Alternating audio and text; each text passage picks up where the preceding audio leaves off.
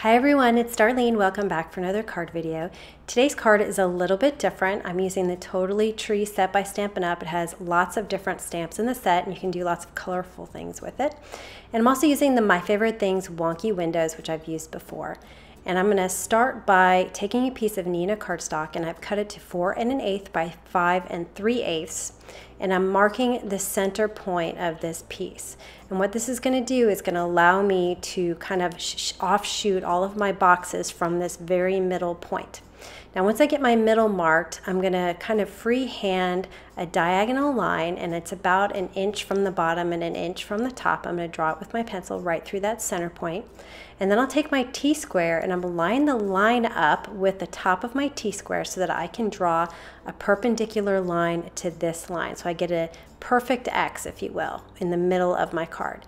So I'll extend it down and then I'll line it up with my ruler and extend it up. So now I have kind of a slanted X going through the center point of this piece of cardstock. These lines are going to serve as a guide for all my die cutting. I'm going to take this small square, and there's one right angle on this square, so find which one is the right angle and then line it up exactly in line with the pencil lines. So I'm going to put it right up against one side, right up against the other side so that the corner is in the middle, and I'm going to run that through my Big Shot. I put it in place, secured it with a piece of surgical tape, so I'm just going to remove that because I didn't want it to go anywhere because I want this to be very nicely lined up. Now I'm going to move to the next box and I'm going to line it up right on those pencil lines, put my surgical tape in place, run it through the Big Shot, and now I'll have number 2 cut, and you can see it hangs off the side, and that's fine. That's sort of the look I have. Now I'm going to rotate this again to get that right angle for the next 2, and that's how I did it. If your pencil lines are straight and you did the right angles, then you shouldn't have any problems getting these lined up. So I'm going to erase all those pencil lines and I'm ready to go with my stamping. I'm using a piece of Stampin' Up cardstock cut to the same size because I'm using Stampin' Up inks. So you can see this lines up on all the edges. It's the same size. Now what I'm going to do is I'm going to mark the corner of each one of these boxes. And this is just for me so that I know where all these boxes are, so that when I stamp my trees, I don't get all half trees. I want to make sure I get some like stamps of the majority of the tree. If you're more of a wing it kind of person, then you can just skip this step. Now I'm going to stamp my trees. I'm using Memento Tuxedo Black ink. I'm going to start with my bottom box and make sure I get a full tree in that box. And then I'm just going to randomly stamp them coming upward. And again, kind of moving things around a little bit so that I'm inside the boxes and getting the majority of the trees inside the boxes. And so I'm going to stamp this all the way up, and notice I started at the bottom and I'm working my way up. It's just easier to get your trees lined up that way. Now I figured out I needed one more at the bottom there because I had some space inside one of the boxes. And that'll complete the stamping of the branches. Now what I decided to do for the colors, I'm going to use a solid stamp to use some colors on top of these trees. And I wanted there to be 3 colors, and I wanted them to be kind of evenly spread out. So what I did was I marked which color I was going to put on which tree before I started. And this is kind of the OCD part of me, like I wanted it to be exactly, you know, each color, I wanted one of each color in each of the boxes and that sort of thing. So anyway, I deliberated that until I had all my colors labeled, and now I'm going to start stamping. So the first color I'm using is Bermuda Bay. It's kind of a teal color, and the stamp that I'm using is perfectly shaped to go around all the branches of this tree. I really love the look of these stamps. They're very clean and crisp. They're very neat and tidy looking.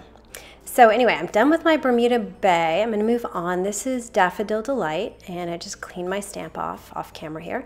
And then I'm going to stamp my yellow, the ones I marked for yellow. And then finally I have Smoky Slate. That's the last one. So I'm going to ink that up and stamp the rest of my stamps. So you can see they're sort of alternating a little bit. And once I put the panel on with the die cutting, you'll see that it's a nice spread of colors. I'm going to erase all my pencil lines and labels, and then I'm going to start working on the sentiment. I'm using this More Sketchy Banners Greeting stamp set by Simon Says Stamp. It has a lot of generic greetings in it. I like it a lot, and this thank you is just very small and thin. So I'm going to stamp it onto some black cardstock with some Versamark ink, and I'll sprinkle it with some white embossing powder and then heat it to set it. And then I'm just going to trim the bottom of it, and you can see I have nice thin sentiment. So next I'm going to place this in one of the boxes. I chose the lower right. I'm just going to get it lined up where I want it, and then I'm going to mark the top with a pencil. And that's where I know where to put the glue outside. It'll be outside of those pencil lines. And I put my sentiment in the center of this cardstock so I would have enough room to kind of move it to the left and the right. I'm using a Zig 2A glue pen. And I've been using my Express It glue marker a lot recently. I just got this glue pen, and I have to tell you, I think I like it better than the Express It marker. I mean, they're both really great, but I like how this goes on blue so I can see exactly where the glue is and if it's dried or not. So anyway, I'm going to be using this pen for a while. So I'm going to press this in place and let it dry before I cut off the excess. I'll just use a scissor for that. And then I'm ready to put my panel on top of my stamped panel. So I'm just going to put some Scotch foam tape across the whole thing. The 1/2 inch fits right there in the middle, straight across.